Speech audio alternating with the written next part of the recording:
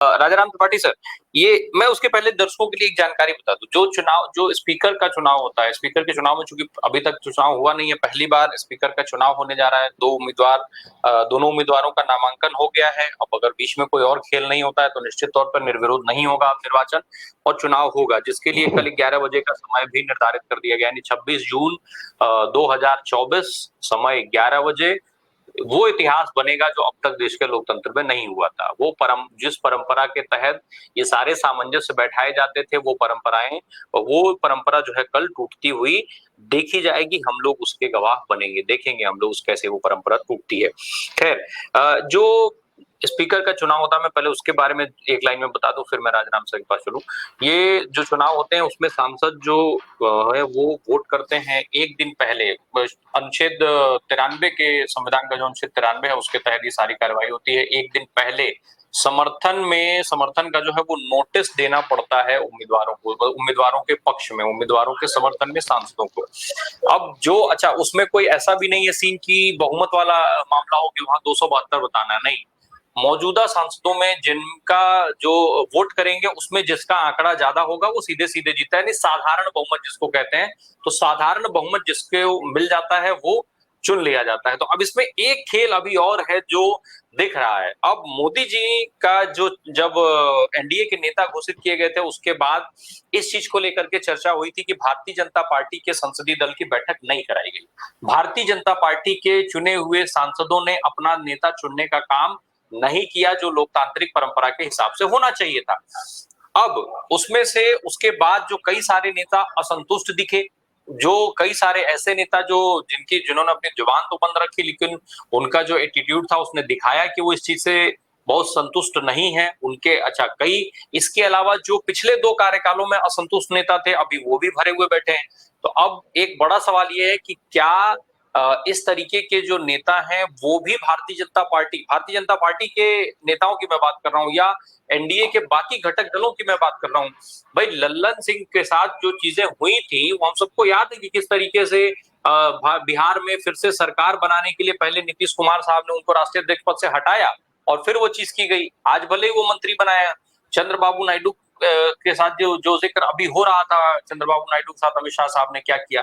तो क्या ये भी एक सवाल है कि ऐसा नहीं हो सकता है या हो सकता है, दोनों संभावनाएं हैं कि सांसद अपना गुस्सा दिखाते हुए भाजपा के अगेंस्ट वोटिंग करते हैं, और अगर अगेंस्ट वोटिंग करेंगे तो वो नंबर कहां जाएगा वो अलग बात है। वो खैर वो अभी फिलहाल संभावनाएं हैं ऐसी जो दिख रही हैं, इसलिए मैंने एक बार जिक्र कर दिया। राजाराम सर, ये जो चुनाव है, इस चुनाव को आप कैसे देख रहे हैं? संसद एक तरफ सामंजस्य बैठाने की बात, दूसरी तरफ सामंजस्य न बैठाने की बात, जो उचित समाधान था उस समाधान की तरफ अग्रसर न होने की बात, मोदी और शाह साहब के जिद की बात। तो ये कई सारी चर्चाएं इस समय हो रही हैं। तो फिलहाल इन चर्चाओं में कौन सी चर्चा ज्यादा दमदार दिखती है और कौन सी ज्यादा ज्यादा मौजू दिख रही है जिसके हिसाब से इस चुनाव को समझा जाए?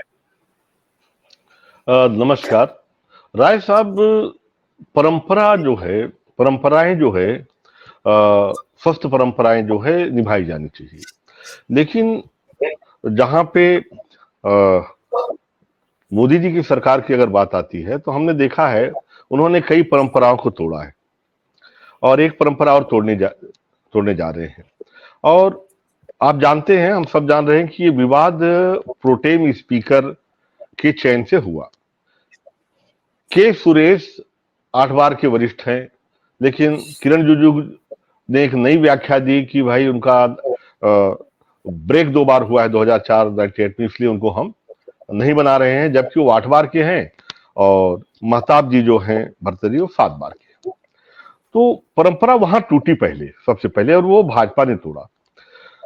और जो कि के सुरेश को भाई दलित भी थे और सबसे ज्यादा पुराने सांसद थे, तो कोई ऐसा भी पद नहीं था या कोई एक दिन की बात थी, लेकिन वह भी बर्दाश्त नहीं हुआ है भाजपा से। और उन्होंने ये दिखाने के लिए, एक मैसेज देने के लिए कि भाई हमारी सरकार है, हम बहुमत में हैं, हम जो करेंगे करेंगे।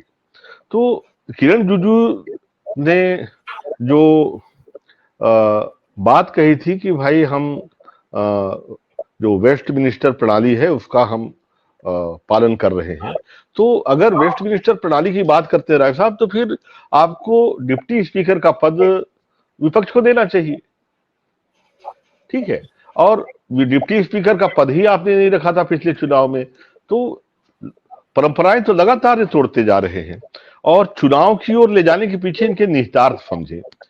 भाई पुरंदरी जी का नाम आगे चल रहा था, महिला भी थी, और चूंकि टीडीपी चाह भी रही थी, ये डील के रूप में भी उनका नाम आगे था, वरिष्ठ भी हैं, तो एक अच्छी परंपरा होती अगर उनको बनाया जाता। लेकिन ये समझिए कि ओम बिरला पर ही जाके कांटा क्यों अटकता है मोदी जी का। मोदी जी से जब मुलाकात हुई, इससे पहले तो 4-5 नामों की चर्चा थी, लेकिन जब मोदी जी से ओम बिरला जाके मिले तो उसके बाद समझ में आ गया कि ओम बिरला ही बनेंगे। अब ओम बिरला इसलिए बनते हैं, आप समझिए कि संसद में जो स्पीकर है वो स्पीकर हर सदस्य का होता है, किसी एक पार्टी का नहीं होता है। लेकिन ओम बिरला जी का जो कार्यकाल है आप देखिएगा, उन्होंने हमेशा, जैसे फुटबॉल में आपको रेफरी अगर बनाया जाए और आप किसी एक पक्ष की ओर से गोली का काम करने लगे, तो निश्चित रूप से कांटा जो है एक पक्ष में झुक जाता है। अरे भैया, संसद की तो छोड़िए, ग्राम पंचायत में भी सरपंच को निष्पक्ष होना होता है। तो मेरा मानना है ओम बिरला जी पिछले उनके कार्यकाल उठा के देख लीजिए, इस कसौटी पे बिल्कुल खरे नहीं उतरे। जब जब उनका कानून का जानकार उनको कहा जाता है, लेकिन अपने कानून की जानकारी का उपयोग उन्होंने केवल सत्ता पक्ष और भाजपा को फायदा पहुंचाने में उपयोग किया है। ये हमारे सामने तीनों कानून, कृषि कानून जिस तरह से पारित हुए, जिस तरह से उसकी व्याख्या हुई कानून की कि राज्य का विषय है या केंद्र का विषय है, वहां हमने देखा जिस तरफ से चुनाव आयोग के मेंबर्स के चयन में सुप्रीम कोर्ट की भूमिका को हटाने के लिए जो कानून पारित हुआ, उसमें हमने देखा 3 कानून जो लेबर कानून हुए, सारे जितने कार्यकलाप उठा के देख लीजिए। तो मोदी जी के लिए, शाह जी के लिए, इनकी युति के लिए ओम बिरला बेहद जरूरी है, समझिए। बिना उन्हें कॉन्फिडेंस नहीं आ रहा है, जब ये बहुमत में थे तब ये जरूरी थे, अब तो बैसाखी पे खड़े हैं, अब तो निहायत जरूरी है। इस बात को समझे, इसीलिए सारी चीजों को उन्होंने धता बना दी। अब रहा सवाल कि भाई विपक्ष भी मजबूत है, उसका कहना सही है कि हमें डिप्टी स्पीकर का पद कम से कम दीजिए। अब चुनाव अगर होता है तो भाई अंतरात्मा के नाम पे अगर वोट देते हैं, तो ये बहुत सारे सांसद दोबारा चुन के आए हैं, जिन जब बोलते थे तो उन्हें कितना अवसर देते थे ओम बिरला जी, आपको पता है। आपको पता है कि किस तरह से संसद चली थी, किस तरह से बोलते हुए चेहरे नेपथ्य में डाल दिए जाते थे। तो क्या वही परंपरा आगे बढ़ेगी, ये सोचने की बात है। और जी। अब ये चुनाव जो है, मेरा मानना है कि ये तो आप लिख लीजिए कि ओम बिरला बनने जा रहे हैं, वो बनेंगे, ये भी लग सकता है। क्योंकि जी, आंकड़े फिलहाल यही दिखा रहे हैं। मैं भी वही बात मैंने शुरू जब आंकड़े का जिक्र किया था, तो आंकड़े फिलहाल निश्चित तौर पे आंकड़े ये कह रहे हैं साफ तौर पर, क्योंकि आंकड़ों की बात नहीं है, आंकड़ों की बात नहीं है राय साहब। अभी मेरा मानना है एनडीए के जो जिन्होंने व्याख्या आपने की, टीडीपी और अपने नीतीश जी की पार्टी जेडीयू, ये अभी पहले ही बार में कोई वार नहीं करेंगे, मेरा मानना है। क्योंकि इसमें कुछ मिलना जुलना नहीं है, अभी कोई हित नहीं टकरा रहा है बड़ा इसमें, इसलिए मेरा मानना है ओम बिरला जी बन जाएंगे। लेकिन मेरा ये भी मानना है कि विपक्ष का पद अभी भी 24 घंटे बचे हैं, हो सकता है डिप्टी स्पीकर का पद विपक्ष को दे के मेरे ख्याल से चुनाव को टाल सकेंगे। इसकी भी संभावनाओं से इनकार मैं नहीं करूंगा।